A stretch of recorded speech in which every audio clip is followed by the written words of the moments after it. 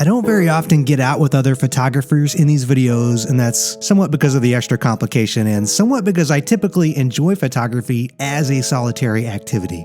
But recently a group of retired photographers planned a little camera get-together to do some rural exploration and, well, they kidnapped me! This video is going to be a little different.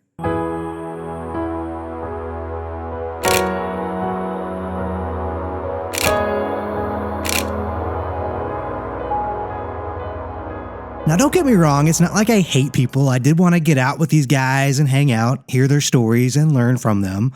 But I also frequently whine on this channel about how hard it is to make rural photography videos because it's usually just like a lot of aimless driving around, waiting for some unlikely combination of light and subject matter that then immediately disappears, and having the video rig out on the country road also does tend to attract unwanted attention. So I thought this little activity might be a way to get some rural photo content into this video platform. However, I didn't want to ruin the fun for everyone by being the annoying YouTuber in tow, so I'll be narrating the story in voiceover. This is Tom. On driving duties, he first navigated us to this amazingly secluded and approachable old barn. Now, Tom has recently retired from a storied career in wedding and portrait photography and photojournalism. He's got a keen eye for light, and he's also quite generous with a piece of helpful advice.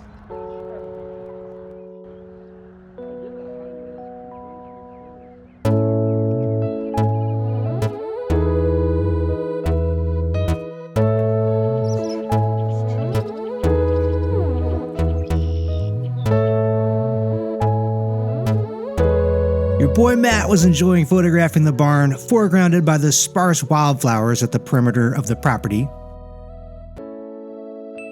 And as of recording this video, I don't know how the other photographers made spoil of these scenes, but I'm sure if you follow them on social media, they won't mind showing you.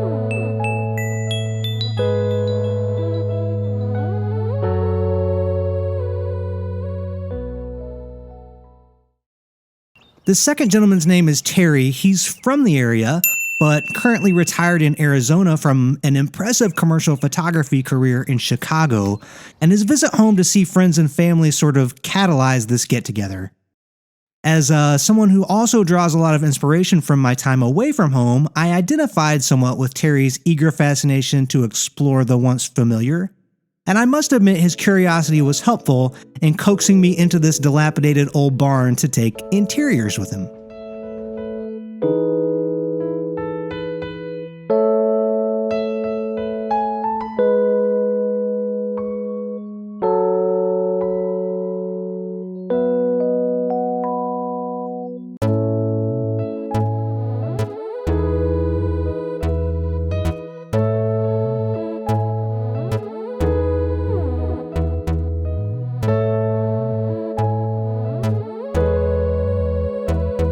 After photographing the barn, we got back on the road. No sign. We don't know where we are. We don't know where we are. We don't know where we are. From here out, the weather was rainy and the light was quite dim, but we did occasionally find a scene that suited these conditions.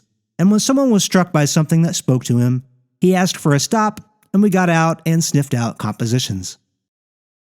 For instance, this third companion, John, who is retired from photo education at the university level, hails from Iowa and was fairly quick to identify interesting subject matter like this blue facaded block building or this abandoned bank vault covered in vines. And for my purposes, Tom was happy to stop the vehicle and let me capture these scenes that spoke to me in the misty, moody morning before our return home.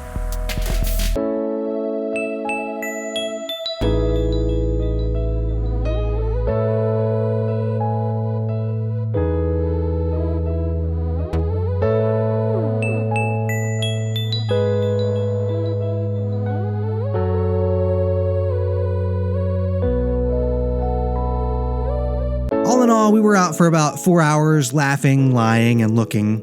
You know, reflecting on this experience, one observation that kept returning to me was how unusual and anachronistic it felt hearing these guys' stories to think of photography as a career and much less as a retirement building career. And I think that speaks to the level of professionalism and expertise these gentlemen have brought to the craft. And so obviously there was a lot to be learned from this group. And if I had any expectation or concern that these guys would be whatsoever guarded or gated with that knowledge they'd worked so hard to make their careers possible with, that was completely gone. They were very generous in discussing their experiences, and frankly, their experiences were pretty interesting. So do be sure to grab a retired career photographer to listen to sometime while such a thing is. And until next time, you guys keep an eye out and a foot forward, and thanks for watching.